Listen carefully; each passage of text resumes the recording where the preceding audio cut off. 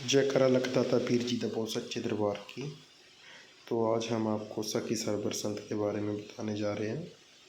तो सखी सरवर एक पंजाबी मुस्लिम सूफी संत थे, जिनके बारे में माना जाता है कि 12वीं शताब्दी के दौरान पंजाब क्षेत्र में रहते थे।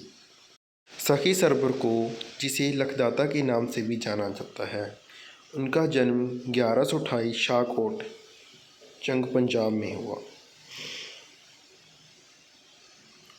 औपनिवेशिक पंजाब में सखी सरवर का दरगाह मुस्लिम, हिंदू और सिख भक्तों को समान रूप से आकर्षित करता था और पंजाब के सिखों के लिए विशेष महत्व रखता था। पंजाबी सूफीवाद में उनका प्रमुख स्थान है। उनकी जीवनी। पंजाब में सरवर पंथ के लोकप्रियता के बावजूद, खास तौर पर 19वीं और 20वीं सदी के दौरान, सखी सरवर के बारे में कोई विश्वसनीय जीवनी संबंधी विवरण नहीं है। यह पता लगाना मुश्किल है कि एक ऐतिहासिक या पौराणिक व्यक्तित्व थे। 19वीं सदी के पंजाब में प्रचलित एक मिथक के अनुसार उनका जन्म 1128 में जंग के शाहकोट में सैयद जैन उल आबिदीन के घर हुआ था। उनका असली नाम सैयद अहमद सुल्तान था।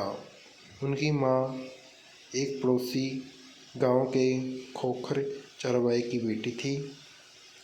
अपने परिवार के साथ झगड़े के कारण वह बगदाद चले गए और बाद में पंजाब के विभिन्न हिस्सों की यात्रा की।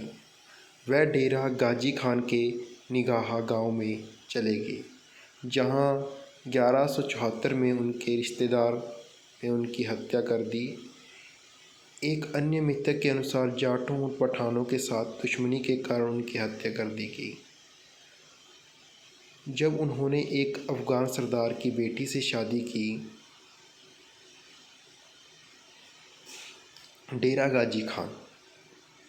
सखी सरवर को कई अन्य नामों से भी जाना जाता है, जैसे सुल्तान राजा लखदाता, लाखों का दाता, लालन वाला, माणी का स्वामी, निगाहिया पीर, निहा का संत और रहिया वाला, जंगलों का स्वामी।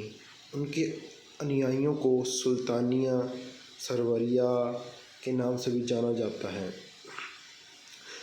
सखी सरवर का मंदिर मूल रूप से मुगल सम्राट औरंगजेब के शासनकाल के दौरान बनाया गया था और बाद में 1730 में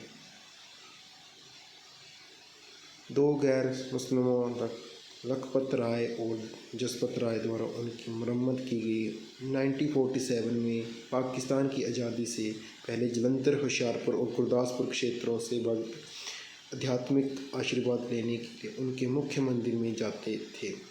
निगाह। संत के बसने रहने के लिए निगाह शहर को चुना गया।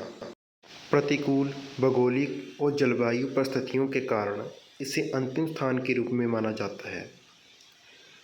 रोज के अनुसार मंदिर की इमारतों में पश्चिम में सखी सरवर की कब्र और उत्तर पश्चिम में गुरु नानक देव जी से जुड़ी एक दरगाह शामिल है। पूर्व में एक कमरा है जिसमें सखी सरवर की माई अपाशा का स्टूल और चरखा है। पास में ही ठाकुर द्वारा और उसके कमरे में भैरव की छवि है। दरगाह के परिसर सखी सरवर, उनकी पत्नी जिन्हें बीबी बाई के नाम से जाना जाता है, और जीव की कब्रें हैं, जिनके बारे में कहा जाता है कि उन्होंने अपने वंश वश में कर रखा था और जिन्हें कथित तौर के लिए कई चमत्कार करने का श्रेय दिया जाता है। निगाह में मंदिर के पास चौम और मौजा नामक दो अन्य पवित्र स्थान हैं, जो दोनों ही सखी सरवर के दामाद मतुर्जा से जुड़े हैं। चौम में पूर्व के हाथ की छाप तथा तब अंकित की गई थी जब उनके एक पहाड़ को उस गुफा पर गिरने से रोका था जिसमें उसने शरण ली थी। बाहरी घरों पश्चिम में और मंदिर के घेरे के भीतर 2 सूखे पेड़ हैं, जिनके बारे में कहा जाता है कि वे खूंटियों से निकले हैं, जिनका उपयोग संत की घोड़ी, कक्की के सिर और एड़ी की रस्सियों के लिए किया जाता था। अन्य जगहें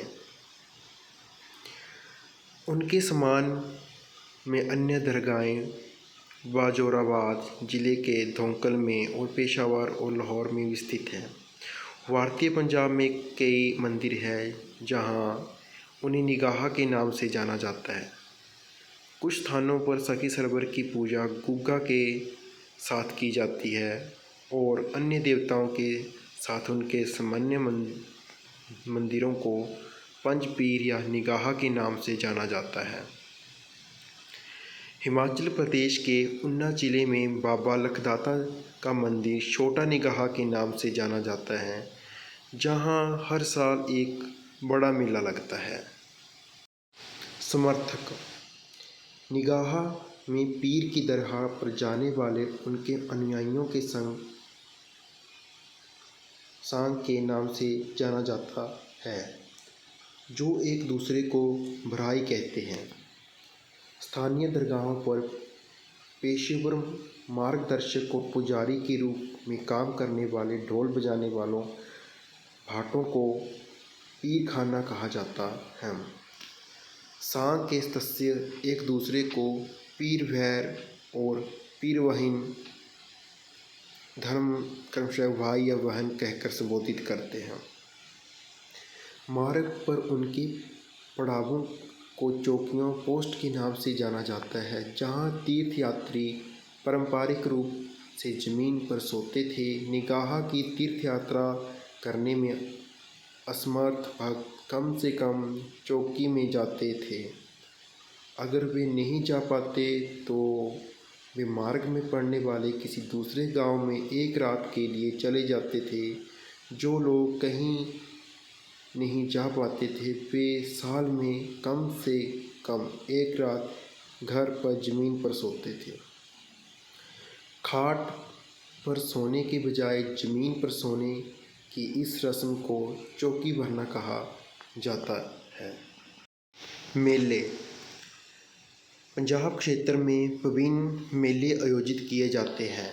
निगाह स्थित दरगाह में अप्रैल के महीने में एक सप्ताह तक चलने वाला बैसाखी मेला लगता है। जून जुलाई के दौरान गुजरांवाला जिले के धौंकल में, पेशावर में झंडों वाला मेला लगता है और लाहौर में कदमों वाला मेला भी आयोजित किए जाते हैं। एक आम अनुष्ठान जो पारंपरिक रूप से मनाया जाता है वह 18 किलोग्राम गेहूं के आटे से तैयार एक बड़ी रोटी, जिसका आधा वजन गुड़ से मीठा किया जाता है, साल में एक बार शुक्रवार को चढ़ाना। राउत पारंपरिक के रूप से एक भराई द्वारा तैयार किया जाता है, जो रोट के प्रसाद का 1/4 हिस्सा मिलता है। शेष दाता परिवार द्वारा खाया जाता है और साथी सुल्तानियों सखी सरवर के अनुयायियों के बीच वितरित किया जाता है। मुकंदपुर में चौंटिया दा मेला के नाम से प्रसिद्ध मेला आयोजित किया जाता है, जो सखी सरवर की बालाचोर यात्रा के याद में मनाया जाता है, जो रत्तेवाल से अपनी यात्रा शुरू करके मुकंदपुर पहुँचे थे, जहां कथित तौर पर सखी सरवर 9 दिन तक रुके थे। तब से यह मेला मुकंदपुर में आयोजित किया जाता है और 9 दिनों तक चलता है। एक सांग रत्तेवाल से शुरू होता है और मुकंदपुर पहुँचता है। सांग के नेता का एक झंडा रखता है जिसे तो कहा जाता है। जयकारा लखदाता पीर सच्ची सरकार जी का बोल सच्चे दरबार की जय। जयकारा पीर नगाए वाली सरकार जी का बोल सच्चे दरबार की जय। ਜੈਕਾਰਾ ਦਰਬਾਰ 'ਚ ਸਭ ਦੀਆਂ ਹਾਜ਼ਰੀ ਭਰਨ ਵਾਲੇ ਦਾ ਬੋਲ ਸੱਚੇ ਦਰਬਾਰ ਕੀ ਜੈ। ਜੈਕਾਰਾ ਸਖੀ ਸਰਬਤ ਸਖੀ ਸੁਲਤਾਨ ਪੀਰ ਜੀ ਦਾ ਬੋਲ ਸੱਚੇ ਦਰਬਾਰ ਕੀ ਜੈ।